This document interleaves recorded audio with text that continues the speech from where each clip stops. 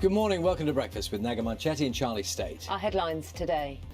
Good morning, it's Saturday the 24th of April. Our top story is that India's Supreme Court says the country is facing a national emergency as its healthcare system buckles under a second wave of coronavirus patients. In the last few minutes, it's been confirmed that 2,600 people died in the last 24 hours and 348,000 new cases were recorded, a global record for the third day running.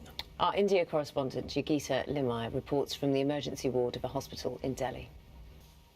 Dozens of former postmasters who were wrongly convicted of theft and fraud have called for a public inquiry into what went wrong. The Court of Appeal quashed the convictions of 39 people yesterday who were prosecuted because of a faulty IT system installed by the Post Office. John Donnison has the details. The Prime Minister has been forced to defend himself against a blistering personal attack from his former chief advisor, Dominic Cumming. The Wales manager, Ryan Giggs, will appear in court next week, charged with assaulting two women at his home last year. He's questions, you can get them into the usual ways, and we will put them to Chris and Linda. Spotted anything inside? Well, now, people will be well aware it's the Oscars on Sunday night into Monday morning. Doesn't feel as big a build-up because it's all online, isn't it? Yeah, and so there's a lot of speculation in the papers about how it's all working out in practice. And there are obviously strategies if you have. But, for example, if they're talking to people from home, Zooming or on clips, there is advice as to sartorial standards, so what people should wear, and an email to events. Okay. So there's a different kind of feel to it, and it's saying they're aiming for a fusion of inspirational and aspirational clothing.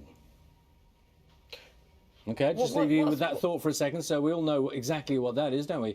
And formal wear, it says, is totally cool, but casual is really not. And I'll just draw your attention to this.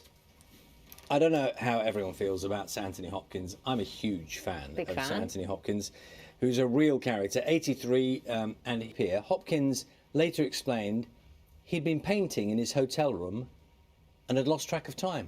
Oh. So he just was doing other things, frankly, nice. Which I think that makes a lot of sense. I've just looked up aspirational clothing because I didn't know what it was. Aspirational and inspirational, I think it was. Inspirational, I understand.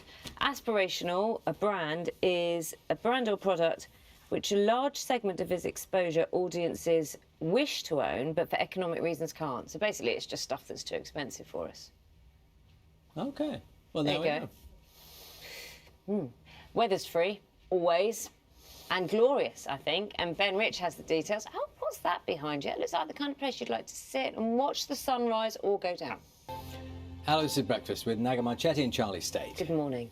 Now, most of us have been enjoying a bit more freedom recently, but just imagine if you've been stuck at home since the first lockdown more than a year ago. That is the reality for thousands of children with complex health conditions who currently can't get a vaccine unless their GP decides they should get one.